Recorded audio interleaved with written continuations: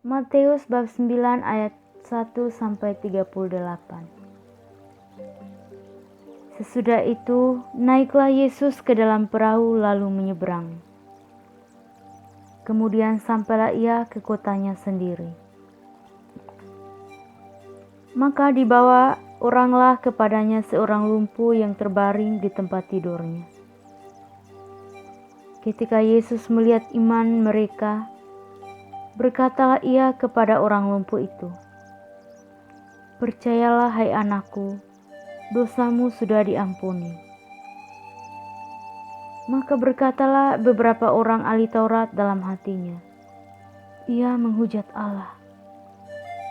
Tetapi Yesus mengetahui pikiran mereka lalu berkata, "Mengapa kamu memikirkan hal-hal yang jahat di dalam hatimu? Manakah lebih mudah mengatakan dosamu sudah diampuni, atau mengatakan bangunlah dan berjalanlah? Tetapi supaya kamu tahu bahwa di dunia ini Anak Manusia berkuasa mengampuni dosa." Lalu berkatalah ia kepada orang lumpuh itu, "Bangunlah, angkatlah tempat tidurmu dan pulanglah ke rumahmu." Dan orang itu pun bangun lalu pulang.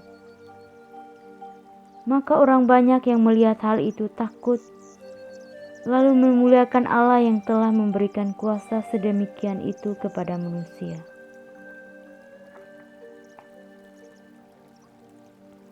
Setelah Yesus pergi dari situ, ia melihat seorang yang bernama Matius duduk di rumah cukai. Lalu ia berkata kepadanya, "Ikutlah aku." Maka berdirilah Matius lalu mengikut dia. Kemudian ketika Yesus makan di rumah Matius, datanglah banyak pemungut cukai dan orang berdosa dan makan bersama-sama dengan dia dan murid-muridnya. Pada waktu orang Farisi melihat hal itu, berkatalah mereka kepada murid-murid Yesus, "Mengapa gurumu makan bersama-sama dengan pemungut cukai dan orang berdosa?"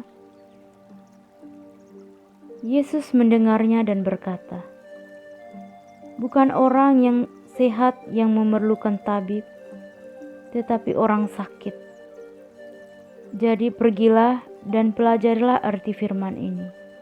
Yang kukehendaki ialah belas kasihan dan bukan persembahan, karena aku datang bukan untuk memanggil orang benar, melainkan orang berdosa." Kemudian datanglah murid-murid Yohanes kepada Yesus dan berkata, "Mengapa kami dan orang-orang Farisi berpuasa tetapi murid-muridmu tidak?" Jawab Yesus kepada mereka, "Dapatkah sahabat-sahabat mempelai laki-laki berduka cita selama mempelai itu bersama mereka? Tetapi waktunya akan datang mempelai itu diambil dari mereka, dan pada waktu itulah mereka akan berpuasa. Tidak seorang pun menambalkan secari kain yang belum susut pada baju yang tua. Karena jika demikian, kain penambal itu akan mencabik baju itu, lalu makin besarlah koyaknya.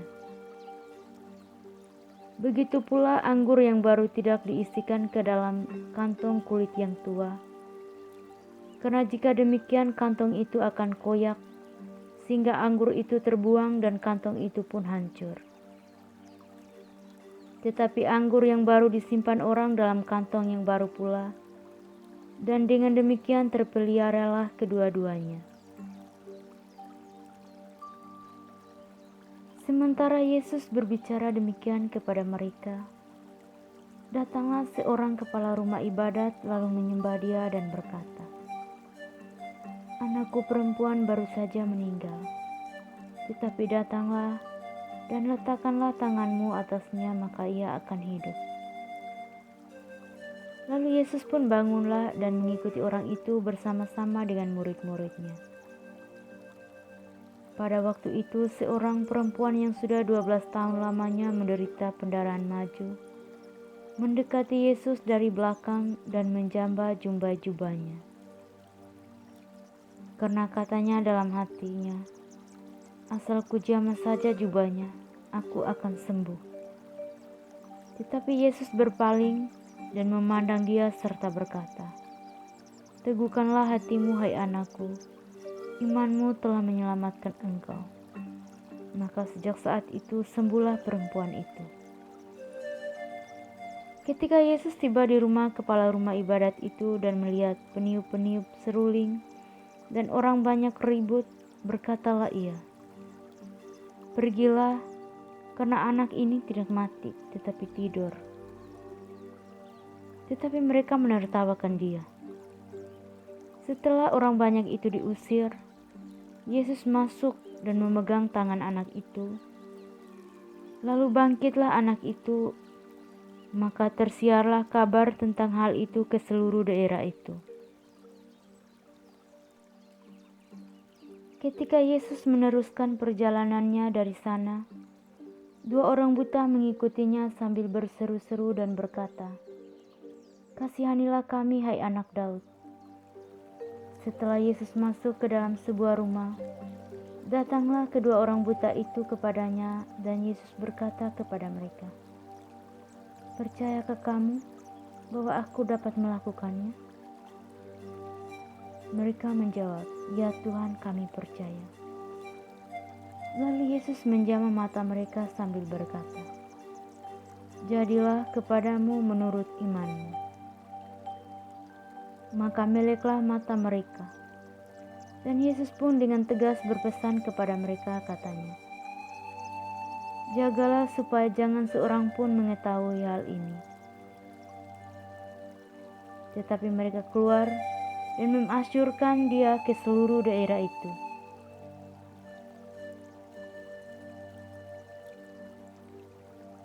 Sedang kedua orang buta itu keluar, dibawalah kepada Yesus seorang bisu yang kerasukan setan.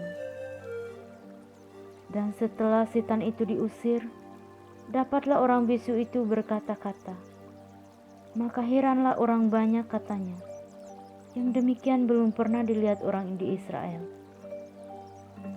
Tetapi orang Farisi berkata, dengan kuasa penghulu setan ia mengusir setan. Demikianlah Yesus berkeliling ke semua kota dan desa. Ia mengajar dalam rumah-rumah ibadat dan memberitakan Injil Kerajaan Surga serta melenyapkan segala penyakit dan kelemahan. Melihat orang banyak itu, tergeraklah hati Yesus oleh belas kasihan kepada mereka, karena mereka lelah dan terlantar seperti domba yang tidak bergembala. Maka katanya kepada murid-muridnya, "Tuaian memang banyak, tetapi pekerja sedikit. Karena itu mintalah kepada Tuhan yang empunya tuaian, supaya ia mengirimkan pekerja-pekerja untuk tuaian itu."